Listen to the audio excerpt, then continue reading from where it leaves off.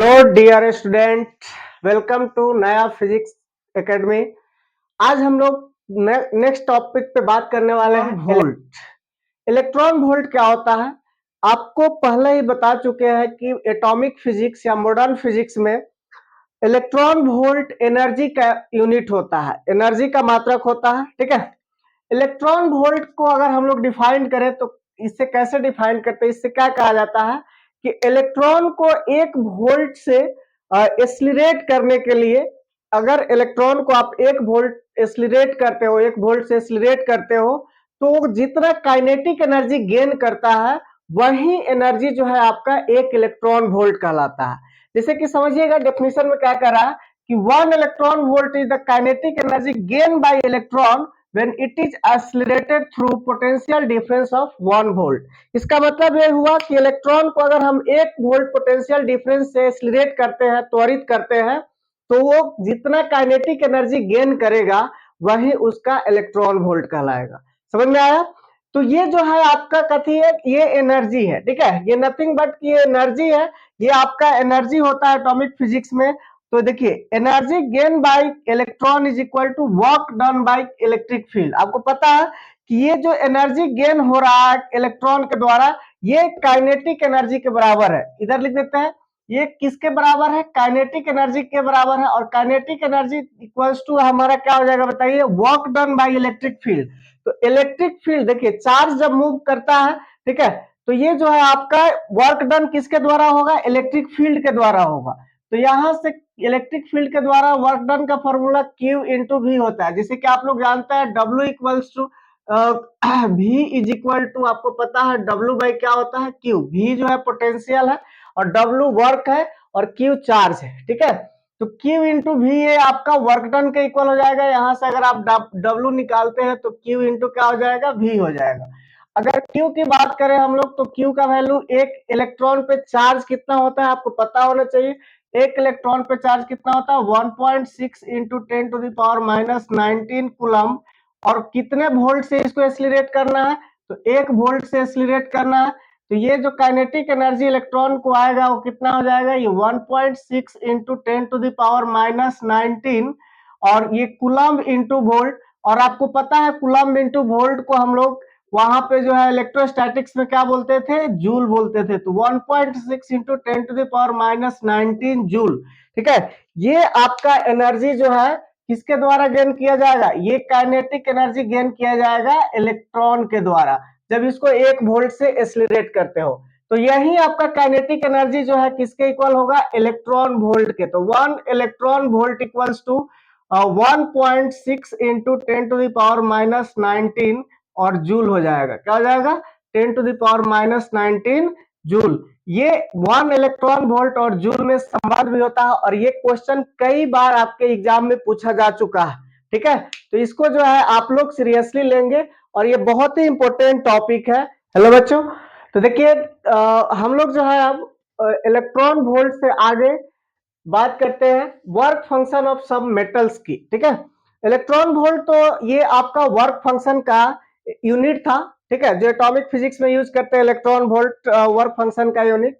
अब जो है हम लोग कुछ धातु ऐसे होते हैं, कुछ मेटल ऐसे होते हैं जिसके वर्क फंक्शन आपको पता होना चाहिए। ठीक है, इससे क्या होता है कि इससे पता चलता है कि वर्क फंक्शन जो है आपको बताता है कि कौन से धातु के सतह से इलेक्ट्रॉन आसानी से निकलेंगे और किससे जो है आसानी से नहीं निकलेंगे। क्यों? क्योंकि आपको पता होना चाहिए कि जिस मेटल्स का वर्क फंक्शन का वैल्यू जो है आपका कम होगा, उससे आसानी से जो है इलेक्ट्रॉन्स क्या हो जाएंगे? निकल जाएंगे, उसके जो है सतह से इलेक्ट्रॉन आसानी से निकलेंगे। और जिस मेटल्स के वर्क फंक्शन का वैल्यू ज्यादा होगा, उसके सतह से जो है इलेक्ट्रॉन का निकलना कठिन होगा, मुश्किल होगा। क्यों होगा? क्योंकि उसको कम से कम इतना एनर्जी चाहिए। जैसे कि हम इस टेबल में बात करें तो यहाँ पे टॉप पे आप दिख रहे होंगे सीजियम मेटल्स है। सीजियम मेटल का वर्क फंक्शन का वैल्यू कम है। वर्क फंक्शन का वैल्यू कम है, इसका मतलब है कि इसको इतना ही इसके जो है इस सीजियम मेटल्स को इतना ही एनर्जी चाहिए इसके धातु से जो है, इसके सतह से जो है इलेक्ट्रॉन को निकालने के लिए। जबकि अगर हम बात करें इस टेबल में प्लेटिनम की, तो प्लेटिनम की वर्क फंक्शन का वैल्यू क्या है? ज्यादा है। अब बताइए, आपको जो है इतना एनर्जी कम से कम दीजिएगा तब तो इसके जो है इलेक्ट्रॉन इसके सतह को छोड़ेगा। तो बताइए वर्क फंक्शन का वैल्यू ज्यादा जरूरी है कि कम? तो कम जरूरी है, क्योंकि कम वैल्यू देने से ही आपका इलेक्ट्रॉन अगर निकलना शुरू कर दे वही अच्छा है कि नहीं। ये एनर्जी दे रहे हो आप, ये इलेक्ट्रॉन वोल्ट में ये एनर्जी, तो इतना एनर्जी देने से ही सीजियम के सतह से इलेक्ट्रॉन निकलना शुरू हो जाता है। जबकि अगर प्लेटिनम की बात करें तो इतना एनर्जी देना पड़ेगा। अच्छा, कुछ बच्चे जो है इस डेटा को देख करके घबराएंगे नहीं, क्योंकि वर्क फंक्शन के वैल्यू का जो है एक रेंज दिया रहता है, ठीक है। ये नहीं कि हाँ अगर एनसीईआरटी के टेबल से अगर ये डेटा नहीं मिलता है तो ये नहीं समझेंगे कि ये गलत दिया गया है, ठीक है। एक रेंज में दिया रहता है, तो ये डेटा जो है आपका एक स्टैंडर्ड बुक से लिया गया है। ये इसमें जो है आप कोई कहेगा कि सर ये टेबल याद करना पड़ेगा क्या, तो बिल्कुल इस टेबल का जो है वैल्यू कुछ याद रखना पड़ेगा। कैसे याद करेंगे देखिएगा, जैसे कि ये सी एस है तो सी एस के ना, ऐसे छोटा छोटा करके जो है याद करेंगे, का मो ब, इस तरह से कुछ करके याद करेंगे। और वैल्यू जो है देखिए 2.14 है, तो 2.14, 14, 30, 75, उसके बाद में 320, 417, 425, इस तरह से करके याद रखेंगे तो जल्दी याद हो जाएगा, ठीक है। ये बहुत जरूरी है कि वर्क फंक्शन का कभी कभी ऑब्जेक्टिव में आपका दे देता है कि इस मेटल्स का वर्क फंक्शन का वैल्यू कितना होगा, तो ये आपको पता भी होना चाहिए। ओके गाइस, तो देखते हैं नेक्स्ट इसके आगे का टॉपिक। तो आगे हम लोग बात करते हैं इलेक्ट्रॉन इमिशन। इलेक्ट्रॉन इमिशन इस चैप्टर का जो है ये भी बहुत ही बेसिक बिल्डिंग जो है कंसेप्ट है। इलेक्ट्रॉन इमिशन से हम लोग क्या समझते हैं, तो अभी हम लोग पढ़ रहे थे वर्क फंक्शन। वर्क फंक्शन का मतलब ये था कि उतना एनर्जी कम से कम चाहिए कि धातु के सतह को इलेक्ट्रॉन छोड़ दे, ठीक है। अब इलेक्ट्रॉन जो छोड़ता है मतलब धातु के सतह से निकलता है, ये प्रोसेस जो है आपका इलेक्ट्रॉन इमिशन कहलाता है, ठीक है। इलेक्ट्रॉन इमिशन के ऊपर अगर हम लोग बात करें तो ये क्या होता है, कोई भी इलेक्ट्रॉन अगर धातु के सतह को छोड़ करके जो है ये निकल जाए, तो ये जो घटना होती है ये क्या कहलाती है, इलेक्ट्रॉन इमिशन कहलाती है, ठीक है। ये घटना इलेक्ट्रॉन का इमिशन कहलाता है। इलेक्ट्रॉन का उत्सर्जन, हिंदी में बात करें तो इलेक्ट्रॉन का उत्सर्जन। उत्सर्जन का मतलब होता है किसी चीज से निकलना, ठीक है। अब ये कहां से निकलता है, तो धातु के सतह से, ध्यान रखिएगा। इमिशन का मतलब होता है उत्सर्जन, मतलब यहाँ पे इलेक्ट्रॉन जो है धातु के सतह से निकलेगा। अब इलेक्ट्रॉन के निकलने के लिए मतलब इमिशन के लिए कुछ विधि होता है जिसके बारे में हम लोग पढ़ेंगे। तो पहला जो विधि होता है इलेक्ट्रॉन के निकलने का, ये होता है आपका थर्म आयोनिक इमिशन। क्या होता है, थर्म आयोनिक इमिशन, या इसी को उष्मा आयनिक उत्सर्जन कहते हैं। इसका मतलब है उष्मा से आप इससे समझ रहे हैं कि उष्मा, हीट का मतलब क्या होता है, हीट। हीट का मतलब आपको पता है कि हाँ जब हम लोग टेम्परेचर देते हैं तो हम लोग के जो है हीट प्रोड्यूस्ड होता है, ठीक है।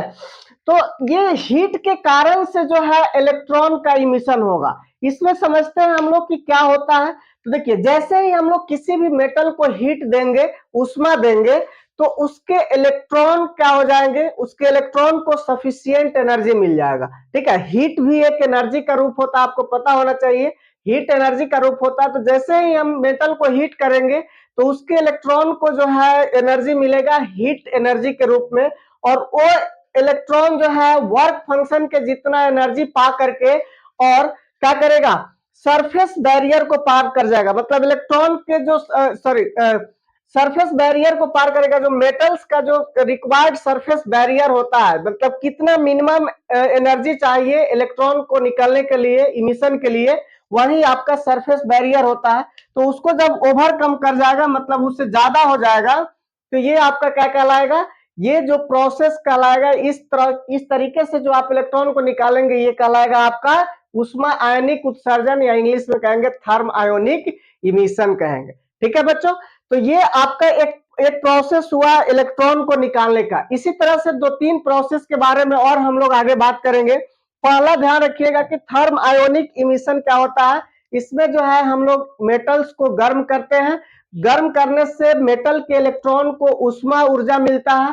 वो उष्मा ऊर्जा इलेक्ट्रॉन पा करके कितना कितना लेगा, वो अपने वर्क फंक्शन के, उस मेटल के वर्क फंक्शन के जितना जो है इलेक्ट्रॉन एनर्जी लेगा, और इलेक्ट्रॉन एनर्जी लेकर के जो है उस मेटल्स के सरफेस को छोड़ देगा।